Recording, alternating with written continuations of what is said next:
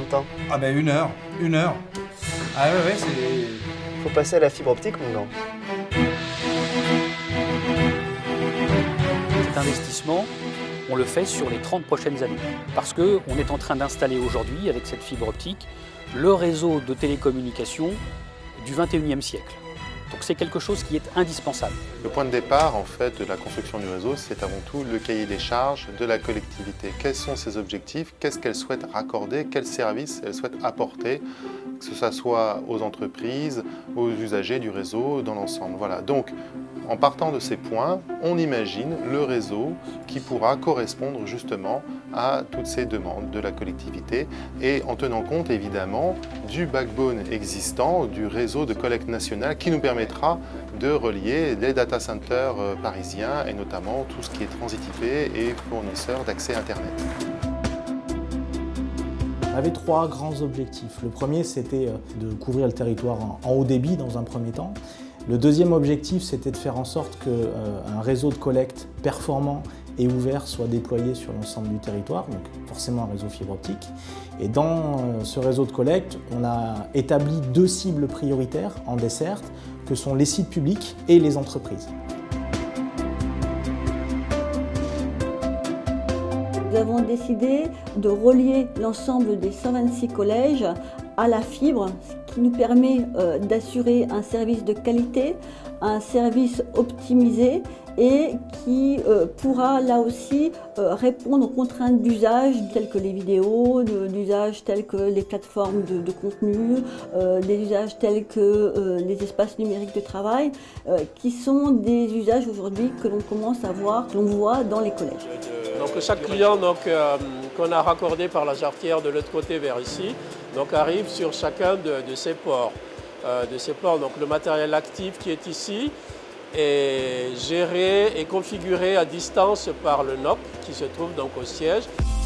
Pourquoi déployer de la fibre sur le territoire? Simplement parce que, notamment sur le volet entreprise, on sait qu'aujourd'hui, c'est le 3e critère de choix d'implantation d'une entreprise sur une zone d'activité. C'est un élément d'attractivité économique très fort. C'est aussi un élément de compétitivité pour les entreprises qui sont installées. Les coûts ont été divisés par 10 en quelques années sur les offres télécom. Et la qualité des services offerts grâce à la fibre fait que les entreprises qui sont déjà installées sur le territoire gagnent en compétitivité dans leur fonctionnement quotidien. Donc le raccordement de l'entreprise, pour nous, c'est une priorité. L'équipe locale, c'est la proximité c'est la réactivité. On répond en 5 jours sur une demande commerciale, de manière à pouvoir faire en sorte que le dossier évolue dans les meilleurs délais. Ça nous ouvre un potentiel de croissance et sur notre site en termes à la fois d'effectifs et d'activités au pluriel. Ça nous permet nous-mêmes d'utiliser des applications en mode SaaS, donc au travers d'Internet, sans subir les problèmes de lenteur de débit. Ça nous ouvre aussi des portes en matière de développement international, de création de nouveaux sites au travers desquels et pour lesquels on pourra aussi passer de la voix sur IP, de la visioconférence sans avoir les problématiques que l'on a connues.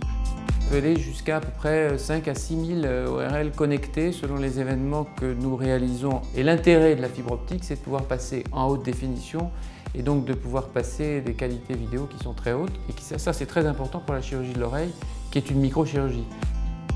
C'est le seul moyen pour nous de satisfaire les clients et aussi d'avoir un débit par ouverture plus ou moins de tuyaux que nous augmentons au fur et à mesure de la fréquentation du camping et le nombre de consommateurs Wi-Fi sur le camping.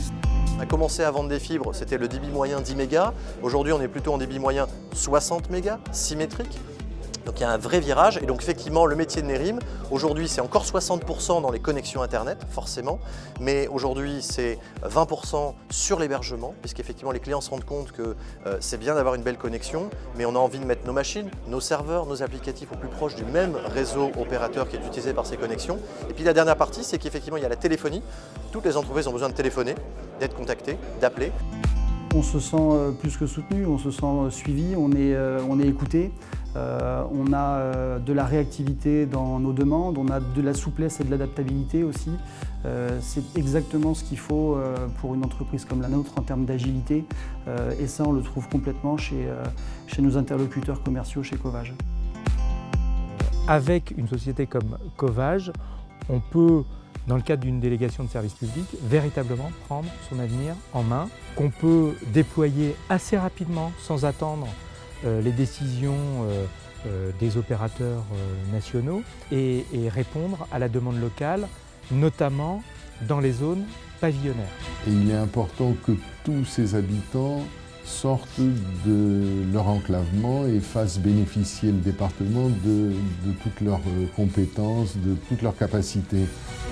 Chaque maison a eu la chance et la possibilité, pour un coût vraiment très bas, d'avoir la fibre jusqu'à sa prise de télévision. Accompagné par ce confort au niveau du débit, il y a eu aussi de plus en plus de services proposés par Internet. Aujourd'hui, on télécharge un film en 3-4 minutes. C'est une aide à la décision. Et ça nous permet d'aller directement et de gagner du temps, d'aller directement sur le point de vente qui nous intéresse et qui fait la meilleure promotion. Je deviens impatient parce que je suis gâté. Voilà. C'était une bonne démarche, c'était un projet efficace, ils ont bien travaillé.